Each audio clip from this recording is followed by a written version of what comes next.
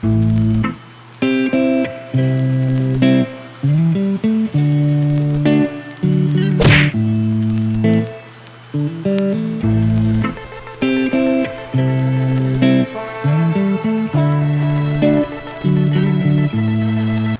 at the coral farm? At the coral farm, so I gotta put protein skimmers in the sumps. They don't quite fit through the space in the bottom of the stand and the top of the sump, so I'm taking the sumps out to put the skimmers in. Let's get to it.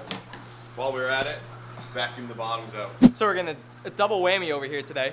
We're installing the protein skimmer on system number 2. Is this system number 2? Yes. This is system number 2. And we're also giving it its first water change as well today. So 2 in 1. Install skimmer and first water change on this system. Water change water. Aquavitro.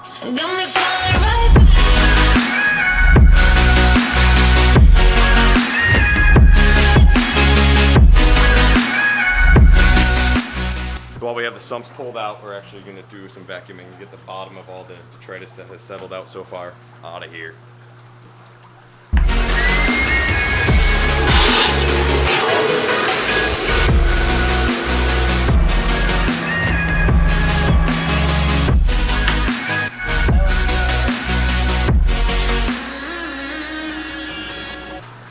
Bad boys in. What kind of skimmer is that, Chris? Cloud 9 Coral Box. Coral Box. Supplied to us from Logan at Reef Breeders. Fits beautifully. Only when the sump's not in place. Yeah. Sick this off. The Cloud 9 protein skimmer is rated for 400 gallons, which is exactly what these systems run. We're not going to have a very heavy fish stock, so it matches up with our systems perfectly. We run one of these in the store in our fish system, and it works excellent in there. That's loaded with fish. So we figured this thing is definitely going to keep up on here. The top here slides out. I made just enough room here. I can slide it out down here. So hopefully we'll never have it maxed out with Skim It. If I do, I'll just take this fancy gate valve here and just be able to open that up into a cup, and I could drain the liquid out before I take the cup out. Keep it closed, but we'll keep it open for the break-in. Also on the top here, when this does fill with fluid, it won't overflow back into the system. This nice little valve, float valve here, turns off when it lifts up. So as soon as the fluid, our water inside this cup fills that up, shuts the skimmer off. Gives us an alarm warning, so we don't have to worry about ever putting Skim It back into the system here, which is a nice little feature. All DC powered. The pump is built in, so the pump is located below in that bubble trap down there. So you actually have space saving with the pump inside there. Not that we really have space to worry about, but it's nice to have that too.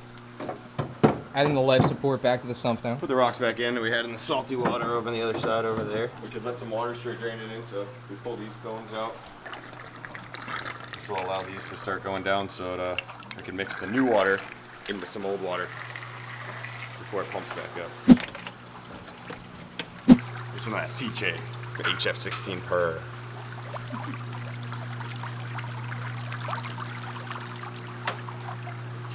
Roller that comes with the Coral Box protein skimmer, DC powered. So on the Cloud 9 protein skimming controlling, you have your speed controls for your pump. You can turn it down or you can turn it back up. So you could simply put this thing at 70% power, 60%, 50% power, whatever you need to run the skimmer at for a different water height and volume in your sump. We could just crank this thing up and let it break in that sense. Also, we have a feed button. So you have 3 different feed settings. You have your the 10 minute, the 15, 10 minute, 30 minute, and 50 minute. So you hit it once, it's your 10 minutes off. The protein skimmer shuts down. After 10 minutes, the skimmer will automatically fire back up, and it'll actually be like almost a staged increase back up when it turns back on, so it doesn't just immediately foam up. Then also you have your 30 minute, your 50 minute, and then back to off. So depending on how long you want to leave it off for, you're feeding fish, you have those couple different options, which is really nice. Literally having that ability to control the water height with the pump instead of having to lift your skimmer and lower your skimmer in the sump like you used to have to do, that DC powered controller really makes that a lot easier to do. And then your fine tuning adjustment with that red pipe. I like them.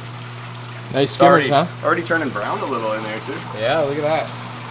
So this is running wide open, you're getting a very nice brown head. Shout out to your boy Logan at Reef Breeders. Yeah, Logan. Woo! Thanks again.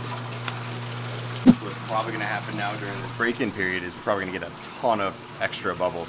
while it goes through this. So everything's going to be overflowing and going to the cup. So I leave the valve open, so anything that does overflow flows right back into the system. It's not like it's skimming anything crazy out yet. And then I'll also, if I need to, open up this pipe.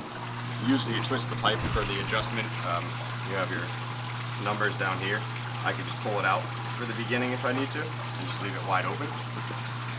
And that way that will allow bubbles to escape down there instead of making a crazy foamy mess up here while it goes through breaking. But we'll see how this part does. I'll close it before I leave tonight and just see what it does for a couple minutes. But looks like it's working good so far. Thanks guys for watching us about installing the protein skimmers here at the coral farm. I'm gonna go and clean this one up because it's been working like a champ all day.